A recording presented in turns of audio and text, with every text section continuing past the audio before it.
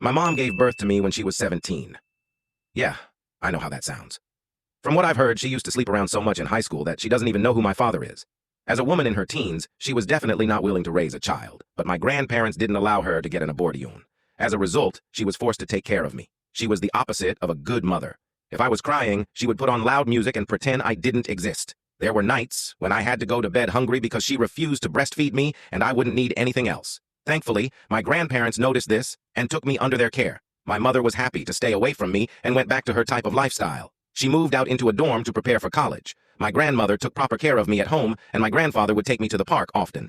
He had a surgery done on his hip, so he wasn't able to move that much, but always made sure to play with me. I consider them my real parents, and will always be grateful to them. When I was 4 years old, they hired a babysitter to take care of me because they had to attend a wedding. On their way back, they had a terrible accident and unfortunately didn't make it. As a kid.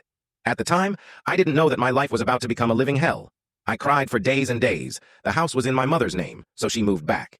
It's like she was happy that her parents were gone because she began having late-night parties in the house.